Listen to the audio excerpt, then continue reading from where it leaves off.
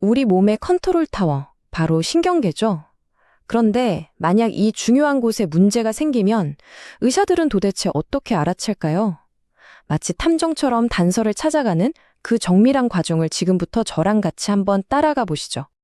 네, 바로 이 질문이 핵심입니다. 우리 몸의 지휘본부 이 신경계라는 게 사실 엄청나게 복잡한 네트워크잖아요.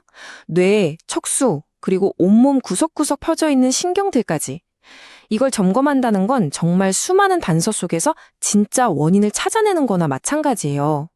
과연 의사들은 어떤 힌트를 가지고 이 어려운 퍼즐을 맞추게 될까요? 자, 그럼 탐정 수사의 첫 단계로 들어가 볼까요? 모든 평가는요, 가장 기본 중에 기본에서 시작합니다. 바로 환자가 직접 들려주는 이야기, 그리고 우리 몸이 보내는 아주 작은 신호들. 여기서부터 모든 게 시작되는 거죠. 가장 중요한 첫 번째 단서는 놀랍게도 바로 환자의 이야기입니다. 그러니까 잘 들어야 해요. 지금 어디가 어떻게 아픈지, 옛날에 알았던 병은 없는지, 심지어 가족 중에 비슷한 아픔을 겪은 사람이 있는지까지 여기 보이는 이 리스트들, 이게 다 퍼즐 조각이라고 생각하시면 돼요. 의외로 이 이야기 속에 결정적인 힌트가 숨어 있는 경우가 정말 많거든요. 자, 환자의 이야기를 다 들었으면 이제는 몸이 하는 이야기에 귀를 기울일 차례입니다. 바로 활력증후죠. 우리가 흔히 재는 혈압, 맥박, 체온 같은 아주 기본적인 것들 있잖아요. 이게 별거 아닌 것 같아도 때로는 아주 심각한 신경계 문제를 알려주는 강력한 경고등 역할을 합니다. 자, 이 표를 좀 보세요. 아주 명확하게 나와 있죠. 예를 들어서 목뼈, 그러니까 경추를 다치면요. 저혈압에 맥박은 느려지고 체온까지 떨어지는 특징적인 모습이 나타날 수 있어요. 그리고 여기서 진짜 중요한 거 바로 이 쿠싱 반응이라는 겁니다. 보통 생각하면 뇌압이 오르면 혈압이랑 맥박이 같이 막 뜰 것 같잖아요. 근데 반대예요. 혈압은 치솟는데 맥박은 오히려 느려져요. 이 독특한 패턴, 이게 바로 의사들한테 지금 뇌가 엄청난 압박을 받고 있어요 하고 외치는 아주 중요한 빨간불 신호인 거죠. 오케이, 기본적인 단서들은 다 모았어요. 그럼 이제 본격적으로 수사망을 좁혀 들어가야겠죠. 이번 단계에서는 의사가 직접 환자의 몸을 살펴보면서 뇌와 신경계가 마치 잘 짜인 전기 회로처럼 제대로 작동하는지 하나하나 꼼꼼하게 테스트를 해보는 겁니다. 환자의 의식 상태를 딱 숫자로 표현하는 전 세계 공통의 약속이 있습니다. 그게 바로 이 글래스고 혼수척도, 줄여서 GCS라고 부르는 건데요. 이건 그냥 전 세계 의사들이 이 환자 지금 의식 수준이 이 정도입니다 라고 소통하는 공용어라고 생각하시면 돼요. 아주 중요하죠. 자, 그럼 뭘 보느냐? 딱 세 가지입니다. 첫째, 눈을 잘 뜨는지. 둘째, 말을 제대로 하는지. 셋째, 시키는 대로 움직이는지. 이 세 가지를 보고 점수를 매겨서 합치는 거예요. 그래서 점수가 낮으면 낮을수록 의식 상태가 정말 안 좋구나 라고 판단하는 거죠. 되게 간단해 보이지만 현장에서는 정말 강력하고 빠른 평가 도구예요. 눈은 마음의 창이라고 하죠. 신경학에서는요, 동공이 바로 뇌를 들여다보는 창입니다. 의사가 작은 펜라이트로 눈에 빛을 쓱 비춰보는 거, 그거 되게 간단해 보이잖아요. 그런데 그 순간 동공이 어떻게 반응하는지를 보고 뇌의 상태에 대한 어마어마한 정보를 얻을 수 있어요. 반응이 느리거나 양쪽 동공 크기가 다르다. 이건 뇌가 붓고 있다 또는 어딘가 신경이 눌리고 있다는 굉장히 위험한 신호일 수 있거든요. 환자가 의식이 없을 때는 또 다른 특별한 검사를 합니다. 이름도 재밌죠? 인형 눈 검사. 왜 이런 이름이 붙었냐면 옛날 인형들 보면 머리를 돌리면 눈이 반대로 따라 움직이잖아요. 그거랑 똑같아요. 환자의 머리를 한쪽으로 부드럽게 돌렸을 때 눈동자가 그림처럼 머리 반대 방향을 보고 있으면 정상입니다. 이게 뭘 의미하냐면 우리 생명 중추인 뇌간이 아직 건강하게 기능하고 있다는 아주 중요한 증거예요.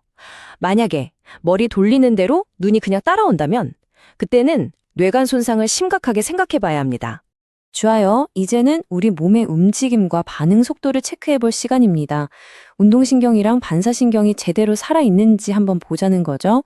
근력은 아주 간단하게 0점부터 5점까지 점수를 매겨요. 예를 들어, 자, 팔 한번 들어보세요. 제 손을 꽉 한번 밀어보세요. 하면서 힘이 얼마나 센지 보는 거죠. 근데 여기서 제일 중요한 포인트는 뭐냐면요. 바로 대칭입니다. 왼쪽이랑 오른쪽 힘이 똑같은지 보는 거예요. 만약에 한쪽만 눈에 띄게 힘이 약하다? 아, 그러면 그쪽으로 가는 신경회로에 뭔가 문제가 생겼을 수 있겠구나 하고 바로 의심할 수 있는 거죠. 이건 다들 아시죠? 병원 가면 무릎을 작은 망치로 톡 치는 거요. 그럼 나도 모르게 다리가 휙 올라가잖아요. 이게 바로 심부 건반사 검사인데요. 사실 무릎뿐만 아니라 팔꿈치, 발목 같은 여러 군데서 다 해볼 수 있어요. 이 간단한 테스트 하나로 척수의 특정 부위 신경회로가 건강한지 아닌지를 아주 빠르고 정확하게 알 수 있습니다. 자, 이건 진짜 중요한 검사 중 하나예요. 바빈스키 반사라고 하는데요.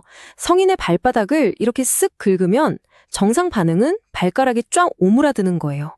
그런데 이 그림처럼 엄지발가락 혼자 위로 쫙 하고 펴진다? 이건 뭔가 큰 문제가 있다는 신호일 수 있어요. 바로 뇌나 척수 같은 중추신경계의 문제죠. 재밌는 건 이게 갓난아기한테는 지극히 정상적인 반응이라는 거예요. 하지만 어른한테 나타나면 이건 명백한 비정상 신호입니다. 자, 지금까지는 겉으로 드러나는 반응들을 보면서 단서를 찾았잖아요. 이제 마지막 단계입니다. 여기서는 최첨단 장비들을 총동원해서 아예 신경계 시스템 안을 직접 들여다보는 거예요. 훨씬 더 깊고 정확한 정보를 얻을 수 있겠죠? 이게 바로 우리가 흔히 척수 검사라고 말하는 요추천자입니다.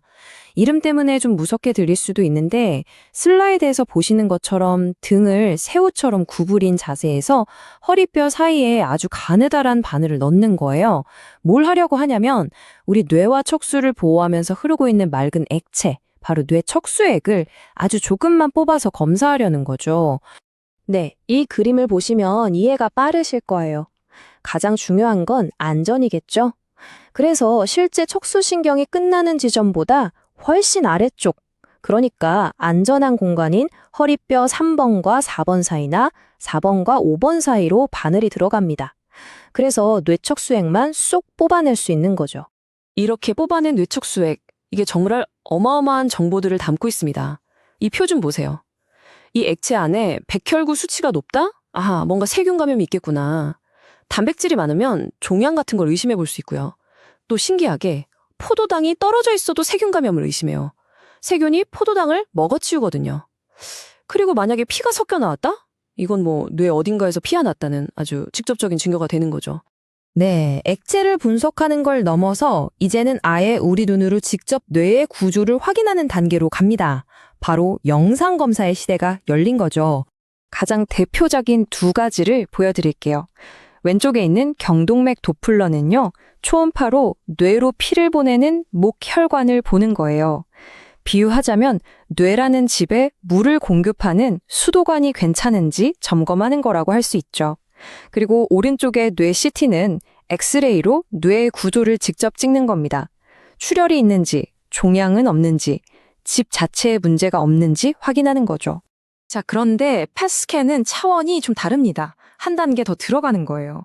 CT나 MRI가 뇌의 구조, 그러니까 겉모습을 찍는 인증샷이라면 펫스캔은 뇌가 실제로 어떻게 일하고 있는지를 보여주는 활동 영상 같은 거예요. 뇌세포가 에너지를 쓸 때 포도당을 쓰잖아요. 그 포도당이 어디서 많이 쓰이는지를 색깔로 보여주면서 뇌의 기능이 활발한지 아니면 떨어져 있는지를 눈으로 직접 확인하게 해주는 정말 놀라운 기술입니다. 네, 오늘 이렇게 환자와 나누는 평범한 대화에서 시작해서 뇌가 실시간으로 에너지를 쓰는 모습까지 들여다보는 이 놀라운 여정을 함께 해봤습니다. 정말 대단하죠? 기술은 계속 발전하고 있으니까요. 미래에는 지금 우리가 상상도 못하는 방식으로 뇌의 비밀을 풀어낼 수 있을지도 모릅니다. 여러분이 생각하기에 다음 세대의 신경검사는 과연 우리에게 또 어떤 새로운 세상을 보여주게 될까요?